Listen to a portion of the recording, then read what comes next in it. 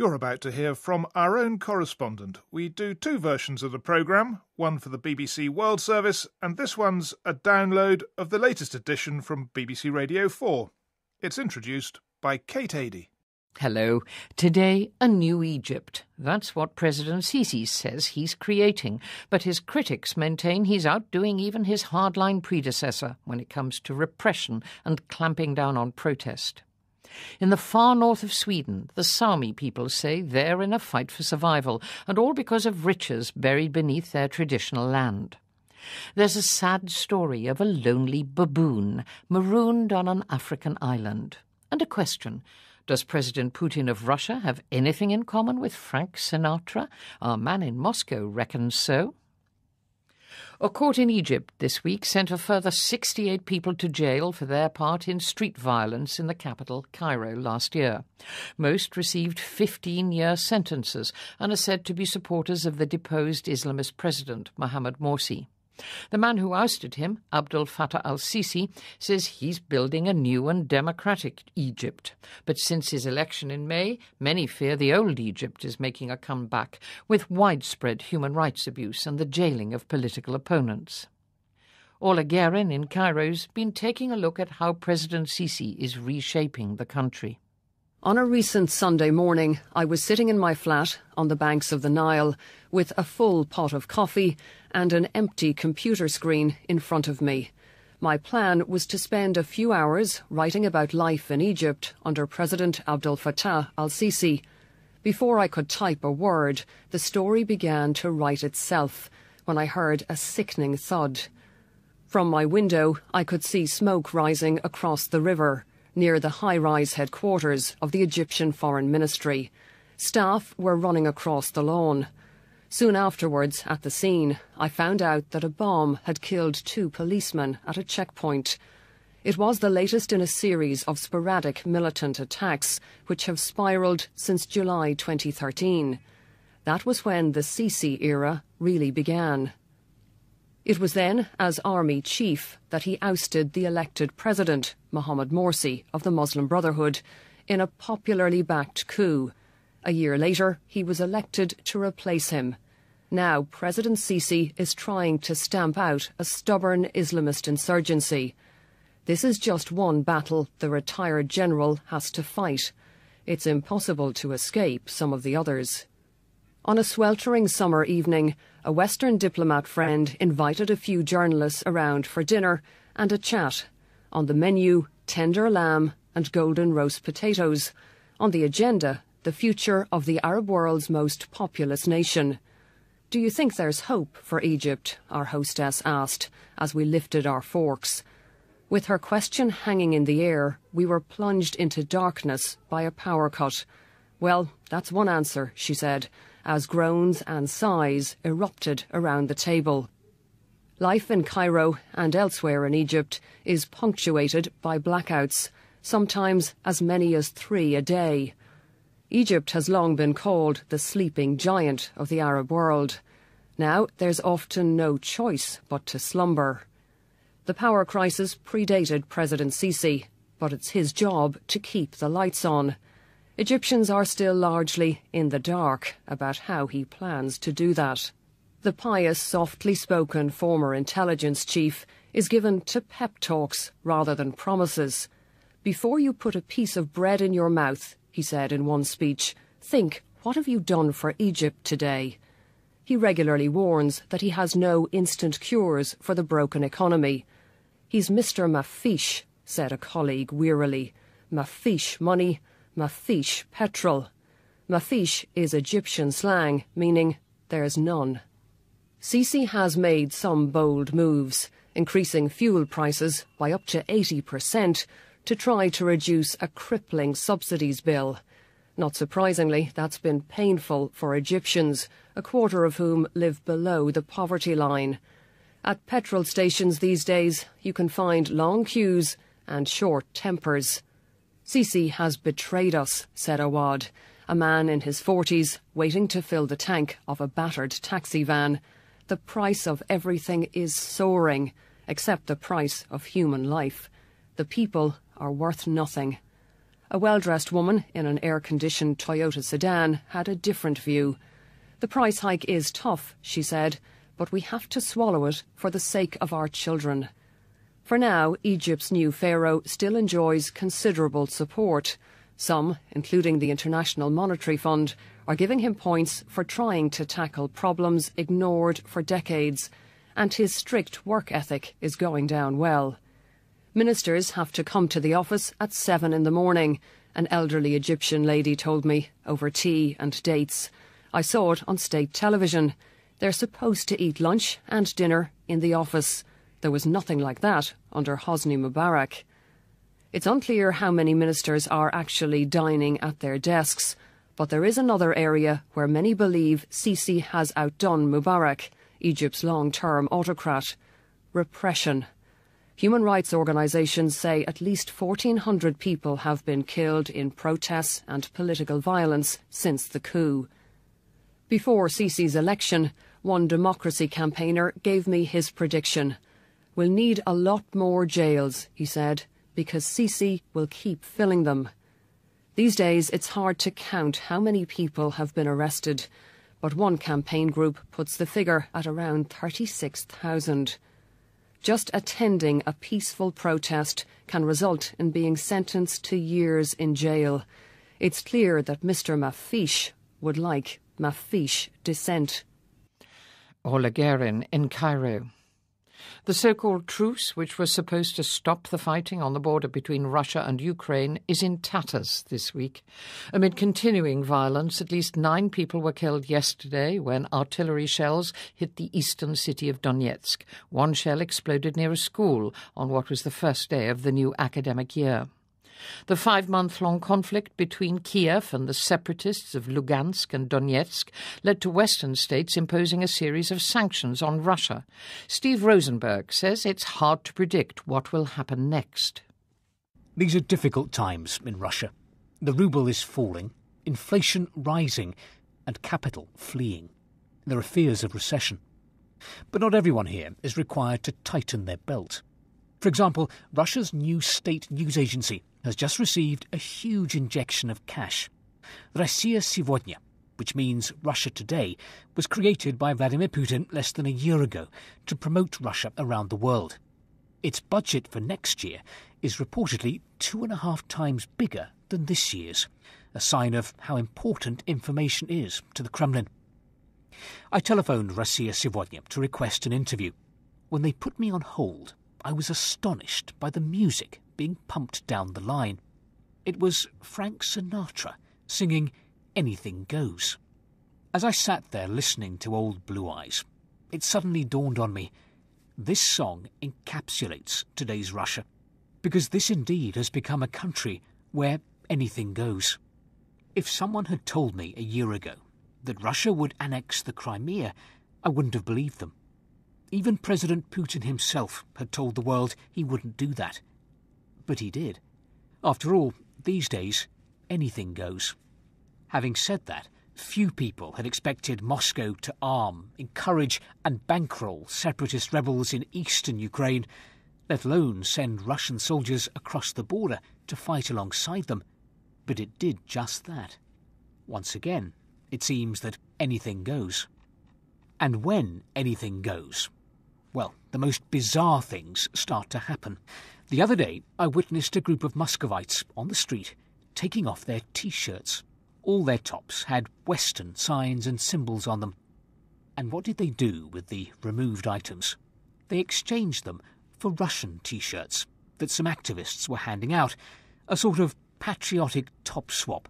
The brand new, more politically correct clothes featured images of intercontinental ballistic missiles and catchy slogans like, "This rocket isn't scared of sanctions." But in a country where anything goes, reporting becomes more difficult. This month, something happened which I'd never experienced before in my 13 years covering Russia for the BBC. We travelled to a village near Astrakhan on the Caspian Sea to interview Oksana. Her brother Konstantin was a Russian soldier, and this summer he told his sister he was being deployed to Ukraine. 3 weeks later, he was dead. The question of Russia's military presence in eastern Ukraine is a sensitive one. Moscow continues to deny sending any soldiers across the border to fight. On leaving Oksana's village, we were stopped briefly by the police. They wanted to know who we were. Then we drove on to Astrakhan, parked the car and went to have lunch. Later, when we were walking back to the vehicle, at least 3 men ran up and attacked us. They hit our cameraman. They grabbed the camera, smashed it on the road and sped away in a getaway car. That evening, our news crew and our local driver were summoned to the police station. The questioning seemed to take forever. We were there for more than 4 hours. When we finally got back to the car, it was clear that, in our absence, someone had been inside. All our equipment bags and cases had been repacked and neatly stacked. And copies of Oksana's interview had been destroyed. All that effort to stop us getting the story out. And all in vain, because we'd fed the material to London earlier in the day while we were having lunch. Over the next few days, all kinds of imaginative articles appeared on the Russian web about what had happened to us in Astrakhan. More fairy tale than fact. Some of the authors suggested that the BBC crew had been drunk and had started the fight. Others asserted that the whole sad story had never happened. Our claims were just a provocation. Perhaps I shouldn't be too surprised. After all, in Russia, increasingly, events are turned upside down, back to front, inside out, until they bear little resemblance to what actually happened. And that is another reason why Anything Goes seems a suitable anthem for modern Russia. In those immortal words sung by Mr. Sinatra, "The world has gone mad today, and good is bad today, and black is white today, and day is night today." Steve Rosenberg in Moscow. Sweden's new Prime Minister, Stefan Löfven, is expected to announce details of the country's new government shortly. It's thought his right-wing Social Democrats will enter into an alliance with the Greens, and there's little doubt that subjects like mass immigration and unemployment will top the incoming administration's agenda. But the new government also faces calls from the country's Sami or Lapp population, who want mining in their traditional grazing pastures in the north to be severely restricted. Stuart Hughes says they see it as a fight for survival. In a clearing deep in a forest of pine, birch and spruce trees, Henrik Blind points out 2 crescent moon-shaped marks on the ground. Reindeer hoof prints pressed into the mud after the previous day's rainstorm. You don't see them, but they are here, he whispers conspiratorially. They're probably watching us now. We're standing next to a long, shallow pit strewn with large boulders. It's here, at the site of the proposed Kallak iron ore mine, that a British company, Beowulf Mining, has been carrying out test drilling for iron ore. But for Henrik, a campaigner and local politician, the drilling operation is an act of sacrilege. The land tells the story of our culture, he says. We haven't left many marks, and some people say that's proof there's no history of people living here, when it should be the opposite. The cultural and ethnic nation known as Sapmi crosses the territorial boundaries marked out on maps of northern Europe. Sapmi is often depicted as a vast expanse of tundra, but it's home to around 2 million people of varying ethnicity: Russians, Norwegians and Swedes, Sami, Tornedalians, Wends and Finns. The Sami of Sweden believe their government is siding with the mining industry to depict Sapmi as an empty wilderness in order to plunder and destroy their ancestral land in the short-term pursuit of profit. That's why an off-the-cuff remark by the head of Beowulf Mining caused such outrage. At a conference in Stockholm, Clive Sinclair Poulton, a Cambridge law graduate whose generous mane of grey hair and neatly clipped beard have earned him the nickname the Silver Bullet, said he was often asked what local people were going to say about the Kallak project. "I show them this picture and I say, 'What local people?' he said, displaying a photograph of the pristine northern Swedish landscape. What local people? It's a question that Henrik says renders his people invisible, wiping them off the map, writing them out of history. Clive Sinclair Poulton insists his comment was taken out of context and was meant simply to highlight the low population density in northern Sweden compared to many other parts of Europe. But the damage to relations with the Sami has been significant and long-term. The mining industry says it wants to create tens of thousands of jobs, bringing prosperity and skills to struggling rural areas. Beowulf Mining says it'll employ Sami workers at Kallak, giving them an income that will allow them to continue reindeer herding. But such well-meaning promises have uncomfortable echoes from the past. In the early 17th century, conscripted Sami labourers were forced to haul ore by reindeer at the Nasafjall silver mine near the Norwegian border. Those who refused were dropped into freezing lakes as a punishment. Kallak has become an iconic struggle for Sami campaigners, a symbol of what they see as an escalating colonial takeover of indigenous land by outside interests. At the site of the proposed mine, a protest camp sprang up last summer. It became a focus of resistance until the police and workers with bulldozers moved in to clear the barricades. During the clearance operation, Henrik Blind took a photograph of a police officer unintentionally treading on the Sami flag. The circle and stripes of the flag represent much the Sami hold dear: the sun and the moon, water and nature, and the colours of their national costume. Its accidental desecration became another powerful symbol of Sami identity seemingly being ground into the dirt under the boots of the authorities. The camp is deserted now, but some observers believe last summer's actions here marked a turning point, and the demonstrations over Kallak have forced the mining issue onto the agendas of politicians more than 600 miles away in Stockholm. As we leave Kallak and drive along the single-track road winding out of the forest, Henrik predicts there'll be many more similar battlegrounds in the years ahead, where the competing interests of industry and indigenous rights collide. Sweden's leaders, he says, must make a simple decision over which is more important to them: economic growth or the Sami way of life. And that was Stuart Hughes. Myanmar, formerly Burma, this week gave permission for 9 foreign banks to operate in the country, the first time they've been allowed in for decades. The authorities hope the move will encourage more overseas investment. For 50 years, this was a pariah state, a military dictatorship, shunned by Western countries. But a partial opening up to democracy, the release from house arrest of the Nobel Peace Prize winner Aung San Suu Kyi, and a suspension of many Western sanctions have brought change. Forecasts of an immediate business boom may have proved premature. It's clear there's some distance to go before the economy can take off.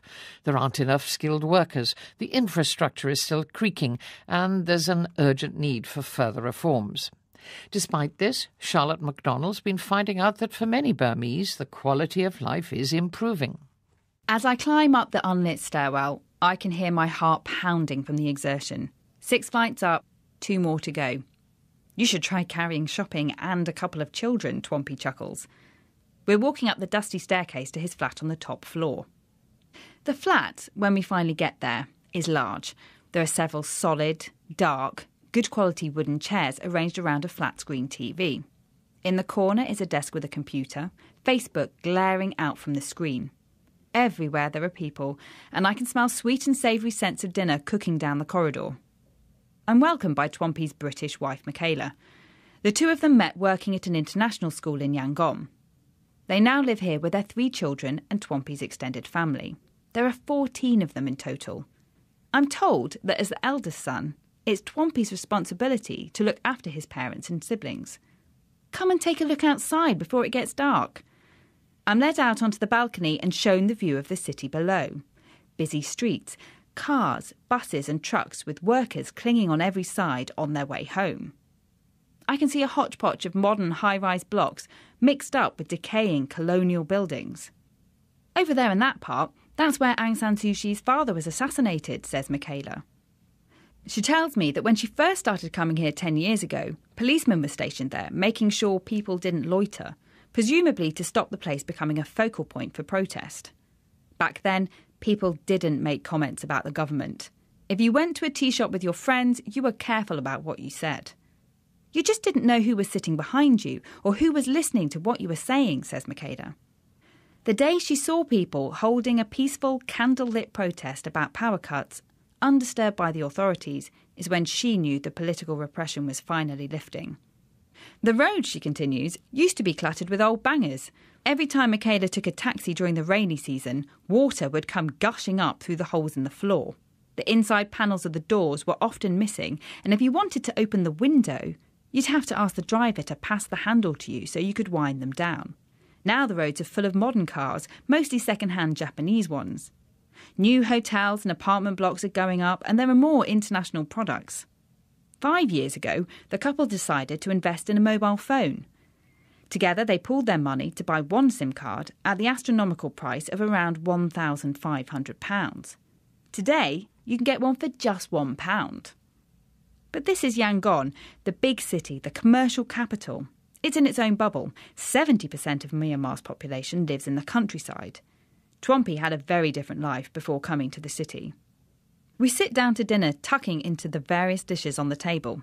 The shredded chicken is cooked in garlic and ginger. The spices are freshly pounded with a pestle and mortar. Meat is expensive, but always served when there are visitors. There's hot steaming soup, sliced vegetables and lots of rice. A dish of chilli is pounded with a little salt and lime. This the others add in small amounts to their plates as they eat. As we tuck in, Twompy tells me about his life growing up in a remote village in the north of the country. Life is very hard there, he says. There's no industry. People farm by hand. In a year, Twompy's family made £200 to live on. When he was 12, he started walking cows through the forest to sell over the border in India. The journey there and back took 10 days, and he would earn £2.50 for this task. Eventually, he went to India to study and ended up working in a school in Yangon. When his family came to join him in the city a few years ago, adjusting was a struggle. His mother had always cooked on a wood stove. For the first few months living in the flat, she was scared of the gas cooker. Mastering the remote control for the TV took time too. When Twompy's uncle first came here, he couldn't believe that there was an electric contraption that could successfully wash clothes. He sat down in front of the washing machine and saw through an entire cycle before exclaiming with satisfaction, "It is indeed true. The clothes really are clean." That's Charlotte MacDonald. Zimbabwe's making a determined bid to emerge after 14 years in the tourism wilderness. It's trying to turn the dusty town of Victoria Falls into a tourist hub for the whole of southern Africa. A new international airport's being built there with Chinese money, and there are plans to introduce a new single visa, which they say will allow entry to 4 countries. Some ministers in the ZANU-PF government in Harare are now keen to improve relations with Europe and the US, where there's a sense now that the worst of the repression has passed. As they say in Zimbabwe, it never rains forever. But Chris Haslam tells us that for a solitary prisoner on an island in the Zambezi, rain is the biggest worry of all. I was standing on the deck of the Rukamechi safari camp, gazing across the Zambezi to the grey hills of the Zambia escarpment, when my guide pointed at a nondescript island in midstream, a low blur of vetiveria grass. "There's a baboon trapped over there," he said. "He's been there 3 years. We call him Robinson." I'd come to Manor Pools National Park, for my money the prettiest on the entire continent, to file a story about Zimbabwe's bid to attract more tourists. I'd met Tourism Minister Walter Mazembe, a favourite of Robert Mugabe's and a man tipped for the old man's job someday, and I'd met optimistic businessmen keen to attract foreign investment. I'd also listened to conservationists who'd pointed out that without funding from Zimbabwe's cash-strapped government, tourist money was essential to fight the poaching gangs preying on the country's elephant herds. It was all compelling stuff, but an 8-year-old Chakma baboon trapped on an island for 3 years? Now that was a real story. In his former life, Robinson had been the alpha male of a troop of baboons living in the trees around Rukamechi camp. He had a reputation as a bold thief, a robber baron, adept at pilfering from the tourist tents lining the riverbank. He had a harem of wives, a horde of kids, and as the locals say, LG, life was good. But then he washed up on the island. No one knows how the baboon was marooned. Some say he jumped into the river to escape lions or a predatory leopard. Others say he fell from a tree. And one school of thought is that with characteristic audacity, he simply walked across during the dry season when the river was particularly low. He's been in solitary ever since. A slim, greying chap with his tail dragging despondently behind him, he subsists on a meagre diet of grass, roots and the occasional bird's egg. Most evenings his family comes to the riverbank and calls to him, urging him, it would seem, to come home. But with 18-foot crocodiles guarding this African Alcatraz, an escape attempt would be suicidal. Zimbabwe's National Parks Authority has banned any rescue operation, arguing quite rightly that nature must take its course. But some tourists have defied the order. In the most recent attempt to save Robinson, a boat loaded with bananas was left moored on the island in the hope that the baboon's pilfering instinct would entice him aboard. The plan was then to rush the boat and cast off, trusting that Robinson's fear of water would be greater than his fear of humanity. But it didn't work. He came, he had a long look at the boat, but in the end he simply walked away, said safari guide, honest seer wherever. Maybe his long incarceration has cured him of his criminal tendencies, he suggested. Sooner or later, though, Robinson will either sink or swim. Upstream lies the Kariba Dam, and if a heavy rainy season means they have to open the sluice gates, Robinson's island will be submerged. But he may not be the only victim. The Kariba is in a dangerous state. Opened in 1959, it was built on a seemingly solid bed of basalt. But in the past half-century, the torrents from the spillway have eroded that bedrock, carving a vast crater that has undercut the dam's foundations. Robinson has kept his head above water thus far because the authorities have been terrified to open the sluices. But engineers are now warning that without urgent repairs, the whole dam will collapse.